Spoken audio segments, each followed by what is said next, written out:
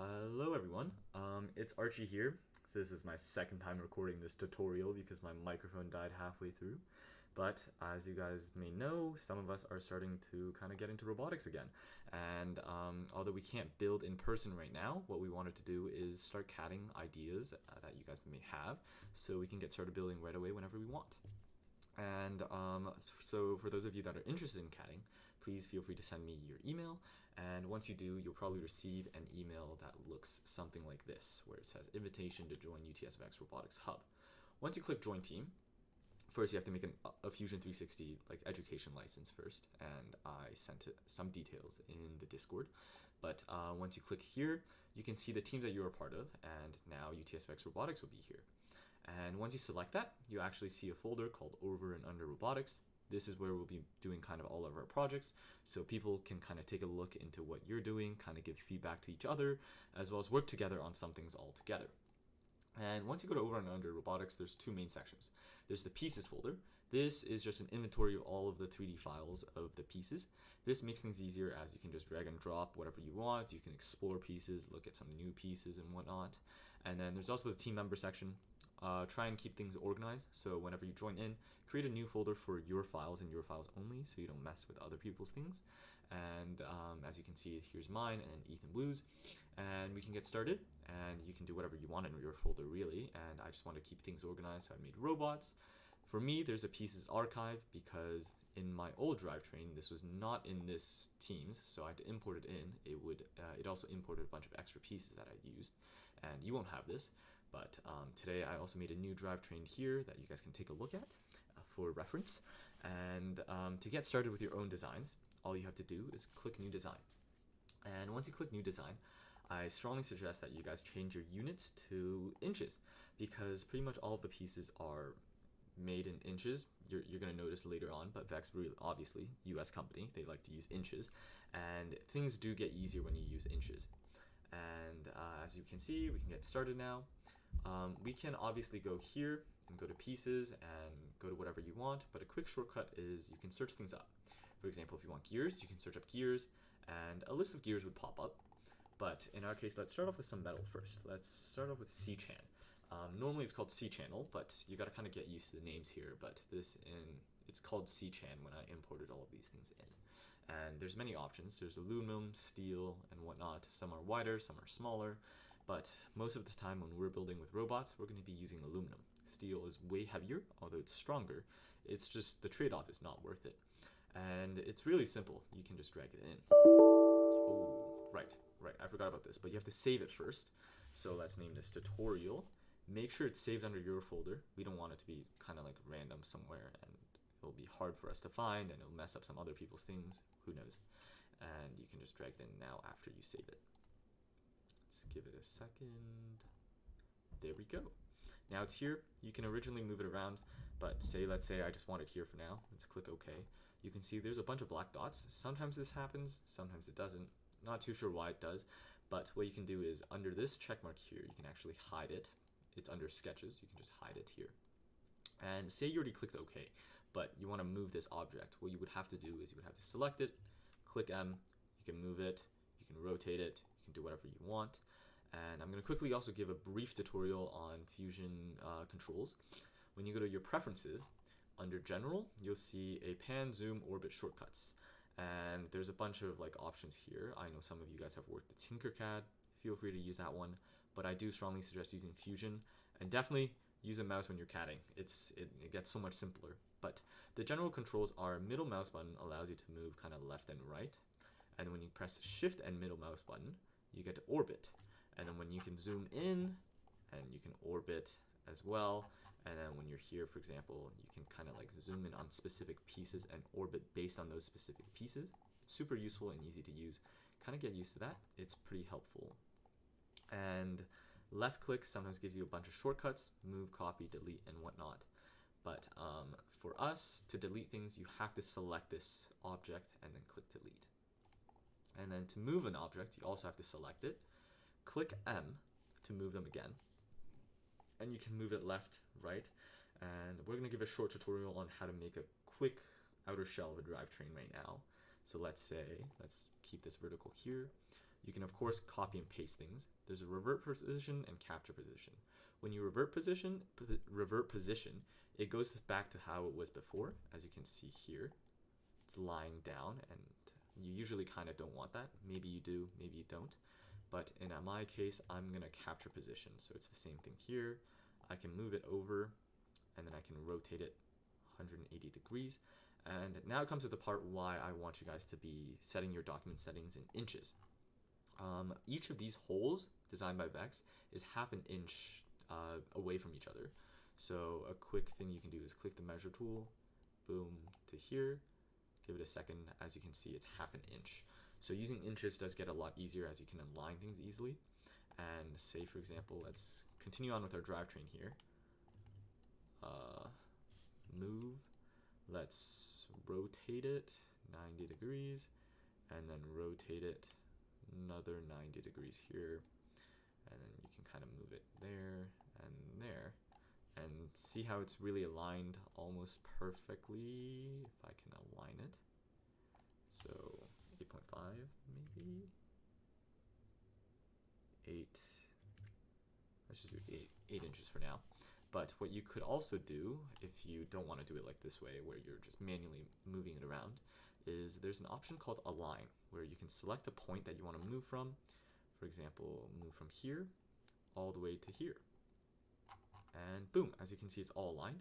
And you can flip it around and change the angle, and boom, there you go. Now it's perfectly aligned to how you want it to be. This thing isn't aligned, but we can adjust it a little bit here. That's a big change here. And to 0.5, 2.5. Ooh, lost it. 0.25, 3. Or you can obviously use the align tool, or you can use this dot to drag it around. This dot is pretty useful. There we go. That's not quite right, but close enough. Yeah, close enough. I'll change it later some other time, but.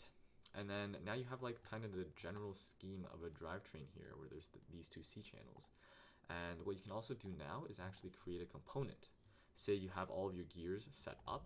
So for example, your gears, your wheels, I actually have it here, but you can see there's this thing I call the left side, and there's also the right side. And by making a component, you can just organize things a little bit better. And so you can like edit specific sections on its own, and you can know where pieces are. So you click new component, you have to select the parent class. Usually you want to select everything as the parent. And you click parent, can move it in here, capture position, can also rename it. Where is rename? Okay, I'm gonna name this right side drivetrain for now. And now as you can see, there's this black dot here. When you select it, you don't see anything else. Well, everything else is kind of opaque, and then you can only see the things under the right side drivetrain. To revert back, you can go here and click this black dot again, and now everything's back. And you can also use mirror. Mirror is super useful because, say for example, you made this entire left side. You usually don't want to spend like another hour copying over to the right side. So you can just select this right side drivetrain and then click mirror. And then you have to select the mirror plane, obviously, and shifting over, let's select this as the mirror plane, and boom, we have it now. We can move it around. Let's move it all the way to here. And sometimes what you want to do is, obviously you don't want a C channel that's this long. That's 30 holes. You can actually count the holes by the notches. Every notch is 5 holes. So if you don't want it to be 30 holes, let's try and edit one of them. Let's edit this one here. And actually, let's go to this one. This one will make things a little bit simpler. You can see that there's this kind of chain. When you mirror something, it doesn't have this chain, but when you don't, it does. And to edit 3D models, like C channels here, you have to break a link. You have to break the link first if you want to extend something, if you want to cut something off. You have to break the link first. And once you break the link, it's going to take a second. Now you can see the chain is gone. And what you can do is, for those of you that have done 3D modeling before, sorry, I selected the wrong one here. It's kind of like cutting and making a hole in Tinkercad, where you can create a sketch, where you make a 2-dimensional sketch. Say I want to remove 10 holes. So I can go up to these 2 notches. Let's go up to here. Now make sure you select everything, and then you extrude, and then when you go here, now you can see things are being cut. Everything that doesn't have a link, that doesn't have the chain here, will be cut. So it includes these C channels as well. Once we click OK, as you can see, things are cut, and you can change things around. And then also sometimes, I'm not completely sure about how to use this yet. I'm still trying to explore things myself. But when you edit, for example, the main drivetrain. So my right side drivetrain is my original, and then my right side drivetrain mirror. I have to first break the link here. Sometimes when you, can't break link is dependent on instant. Let's try again. Huh. Not sure why it's not being supported here. Maybe it's because I put it in a component, but usually you should be able to break link though. Maybe it's because I edited the other side as well. Here, let's see if I can take this out. I can't take it out right now either. Let's just delete this. Yeah, can't break link, but what I was gonna say is when you usually add something or edit something in your original, like non-mirrored drivetrain, it gets copied to the other side as well. And it's pretty cool to see. And it saves you time, especially when you're trying to make like a symmetrical piece. And then of course, on top of all of these things, there's a bunch of other stuff. For example, you can like have rotating joints or linearly moving joints. I won't get into these today because they're a little more complex, but feel free to explore them on your own. And of course, you can also explore some pieces. Let's look at some wheels. You can drag and drop wheels in. There's a bunch of different options that you can look into, and you can really just create your own designs. And let me see, is there anything else that's really useful to know? Those are kind of like the main points of kind of like CADing. And the reason why we really CAD is obviously we don't have an unlimited budget, so knowing exactly how many pieces you need is super useful. And it's great because we can also get feedback before we start building, and say we're building something together. You know, like instead of trying to go off of something that someone is saying, having a physical copy is super useful. And you can also make sure that everything is aligned properly. Oh yeah, one quick thing is under these pieces, it doesn't have everything, all of the new pieces. So it's missing quite a lot of gears because Vex comes up with new things all the time. So what you could do is go to vexrobotics.com and you can search for pieces here. Say you wanted, so they didn't actually have 48 tooth gears in this pieces folder. So you can actually download the CAD files by scrolling to the bottom. Not all of them have CAD files, but the new ones do. And you can click download, and then you can just upload them in here. Try and upload them in the right folder. Make things simple and kind of organized. So next year we can use kind of like the same folder over and over again. But yeah, that's kind of the basics of Fusion 360. If you guys have any questions, feel free to ask me. And if you want us to get started, feel free to do so. And one last small thing is once you make sure to save, always press Control S. And always have a good version description, so people that are working with you, or when you're looking back in history, it's good to know like what you added on. For example, this one I'll name initial drivetrain.